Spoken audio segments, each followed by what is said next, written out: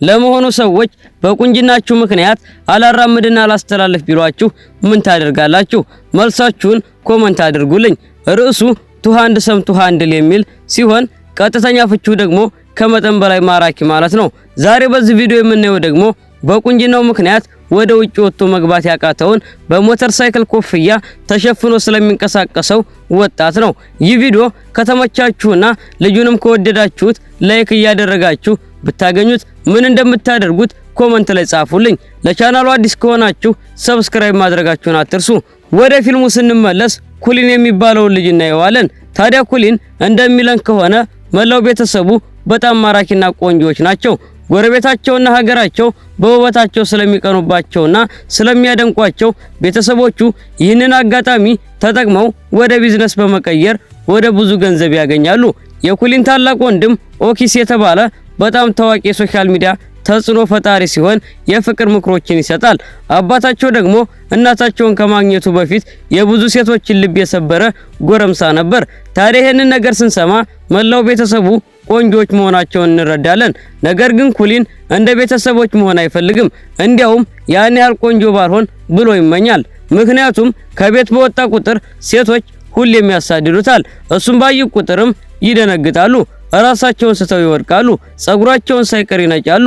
ይህ ብቻ አይደለም፣ አንዳንዶቹማ በውበቱ ከደናግጠው ካፍንጫቸው ደም ሁሉ ይፈሳል። በዚህ ምክንያት ኩሊን ምንም ጓደኛ የለውም፣ ሁልጊዜም ብቸኛ ነው። ወንድሙ ኦኪስ ለኩሊን የተለመደ ህይወት እንዲኖረውና ሴት ጓደኛ እንዲያገኝ ሊረዳው ይሞክራል። ኩሊን ግን የምፈልጋት ሴት እኔን እንደ ቆንጆ የማታይ ለውጫዊ ውበቴ ሳይሆን ለውስጥ ማንነት የምትወደኝ መሆን አለባት ይላል። ኩሊን ከሰዎች ጋር ለመቀላቀል ምንም ፍላጎት እንደሌለው ሲያይ ቤተሰቦቹ አንድ የፈጠራ እቅድ ያወጣሉ። የገንዘብ ችግር እንዳለባቸውና በቤት ውስጥ ማስተማር ስለማይችሉ ወደ መደበኛ ትምህርት ቤት ሊልኩት እንደሚገደዱ ያስወራሉ። ኩሊንም ይህንን ሰምቶ በሁኔታው ይደነግጣል። ኩሊን በቤተሰቡ ችግር ምክንያት ጥፋተኝነት ስለተሰማው ወንድ ልጆች ብቻ ወደሚማሩበት ትምህርት ቤት ለመሄድ ይስማማል። በትምህርት ቤቱ መጀመሪያ ቀን የሰዎችን ትኩረት እንዳይስብ የሞተር ሳይክል ኮፍያ አድርጎ ይገባል። ነገር ግን ይህ ሁኔታው ይበልጥ የሰዎችን ትኩረት እንዲስብ ያደርገዋል። ነገር ግን ክፍል ውስጥ ገራፊዎችና ተንኮለኞች ያፌዙበታል።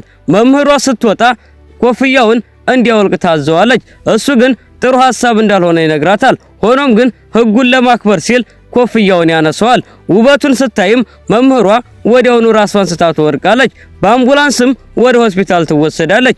ተማሪዎቹም እሱ በዚህ ትምህርት ቤት ለመቆየት በጣም ቆንጆ እንደሆነ ለርዕሰ መምህሩ ይናገራሉ። ኩሊን በፍጥነት ወደ ቤቱ ለመመለስ ሲሞክር ግን በትምህርት ቤቱ ጉልበተኞች ይያዛል። ሲነቃ የጉልበተኞቹ መሪ ሲዲ ቡድናቸውን 3 ታክ እንደሚባል ይነግረዋል። የያዙትም የሱ ገዛ ስላስፈለጋቸው ነው። ሱዲ አማንዳ የተባለችውን ታዋቂ ሴት ወደ ምርጫ ጭፈራ መጋበዝ ይፈልጋል።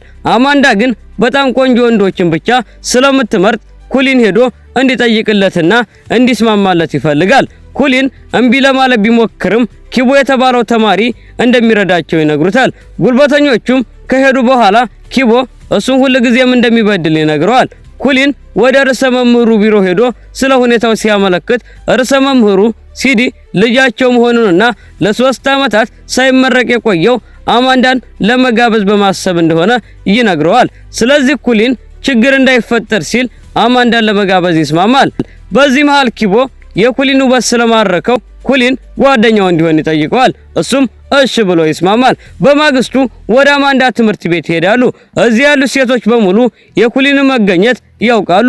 ኮፍያውን ሲያወልቅ ትልቅ የብርሃን ፍንዳታ ይፈጠራል። ይህ ዜና በሶሻል ሚዲያና በቲቪ ይሰራጫል። አማንዳ ዜናውን ስታይ በጣም ትደሰታለች።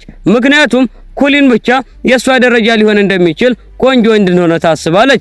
ወደ ኩሊን ቤት ስንሄድ ግን ብዙ ሴቶች እሱን ለማየት በቤቱ በር ላይ ተሰብስበው ታገኛለች። የኩሊን ቤተሰቦችም ይህንን አጋጣሚ በመጠቀም ሴቶቹ ወደ ቤት ገብተው እሱን እንዲያዩት ገንዘብ ማስከፈል ይጀምራሉ።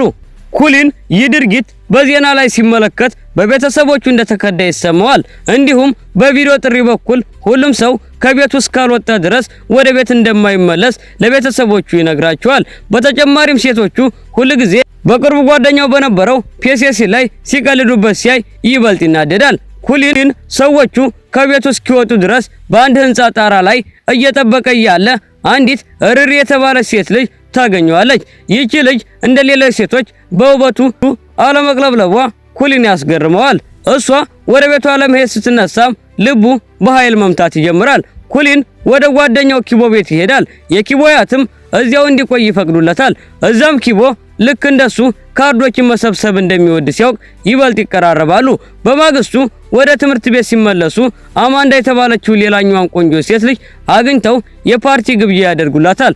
አማንዳ የኩሊን ውበት እንዳልማረካ ብታስመስልም ልጆቹ ጥለዋት ሲሄዱ ግን በአፍንጫዋ ደም ይፈስ ነበር። በትምህርት ቤቱ ደረጃዎች ላይ ኩሊን በሴቶች ተከቦ ስለነበር ሊያናግራት አይችልም። ከጥቂት ቀናት በኋላ ኪቦ ኩሊንን እግር ኳስ እንዲጫወቱ ይጋብዘዋል። በዚህም ኩሊን የወደዳት ሪሪ የምትሰራ መሆኑንና እሷም የኪቦ የፍቅር ምርጫ መሆኗን ያውቃል። ሪሪና ኪቦ ተቀራርበው ሲያወሩ ኩሊን በቅናት ይቃጠላል። ይህንን ስሜት እንዴት ማሸነፍ እንዳለበት ለማወቅ ለወንድሙ ኦኪስ መልእክት ይልካል። ወንድሙም የመጀመሪያ ልጅቷን ፍላጎት ማወቅ እንዳለበት ይመክረዋል። ኩሊን ስለ ሪሪ ፍላጎት ማጥናት ይጀምራል። በዚህ መሃል አማንዳ ለልደት ፓርቲዋ ትጋብዘውና ስልክ በስጦታ ትሰጠዋለች። በሌላ በኩል ልጆቹ በካራኦኬ ቤት ተገናኝተው እያለ ሪሪ ለኪቦ ብቻ ትኩረት እንደምትሰጥ ኩሊን ይገነዘባል። ሪሪ ኪቦን ሌላ ሴት የወደደ እንዲመስላትም ለማድረግ ኩሊን ተንኮል ያቅዳል። ለአማንዳ ደውሎ በልደት ፓርቲዋ ላይ ሪሪ እያየች ኪቦን እንድስመው ይጠይቃታል። አማንዳም ኩሊንን ስለምትወደው እሺ ብላ ትስማማለች። በፓርቲው ላይ አማንዳ ኪቦን ስትስመው ሪሪ አይታ ታዝናለች። ኩሊን ይህንን አጋጣሚ በመጠቀም ለሪሪ ያለውን ፍቅር ይገልጽላታል። ነገር ግን ሪሪ እንደ ጓደኛ ብቻ እንደምታየው ትነግረዋለች። በሌላ በኩል አማንዳ ኪቦን ስትስም ያዩት የትምህርት ቤቱ ጉልበተኞች ኪቦን ይደበድቡታል። ኩሊን በሱ ጥፋት ጓደኛው በመጎዳቱ ይጸጸታል። ጉልበተኞቹ ሲሄዱም ኪቦን ወደ ቤቱ ይወስደዋል። እዚያም ያደረገውን ተንኮል ሁሉ ለኪቦ ይናዘዛል። ኪቦም እንደተከዳ ከሰምቶት ኩሊን ከቤቱ እንዲወጣ ይጠይቀዋል። ኩሊን ወደ ቤቱ ተመልሶ ለእናቱ የሆነው ሁሉ ሲነግራት እናቱ ለኪቦ ይቅርታ እንዲጠይቅና እውነቱን እንዲነግረው ትመክረዋለች። በማግስቱ ኩሊን መጀመሪያ ወደ ሪሪ ሄዶ ይቅርታ ይጠይቃታል። አሁንም ኪቦ በእውነት እንደሚወዳት ይነግራታል። በመቀጠልም ወደ ኪቦ ቤት ሄዶ እንደገና ጓደኛ እንዲሆኑ ይጠይቀዋል። ኪቦ ግን ጓደኛ መሆን የሚችሉት ሪሪ ይቅርታ ካደረገችለትና የሴት ጓደኛው ለመሆን ከተስማማች ብቻ እንደሆነ ይነግረዋል። በዚህ ጊዜ ኩሊን ስልኩን አውጥቶ ሪሪ በቪዲዮ ጥሪ ሁሉንም ነገር እየሰማች እንደነበረና የኪቦ ፍቅረኛ ለመሆን መስማማቷን ያሳየዋል። በመጨረሻም ልጆቹ እንደገና ታርቀው ወደ ምረቃ ጭፈራ ይሄዳሉ። በዚህ ጊዜም ኩሊንና አማንዳ በምሽቱ ንጉስና ንግስት ተብለው ይሸለማሉ። በፓርቲው ላይ ኩሊን እሱኮ ያን ያህል ቆንጆ አይደለም ብላ ለጓደኞቹ ስታወራ የነበረችው ሌላ ሴት ልጅ አይቶ እንደገና በፍቅር ይወድቃል። ፊልሙም በዚህ ይጠናቀቃል። በድጋሚ በሌላ ቪዲዮ እስክንገናኝ ይመቻችሁ።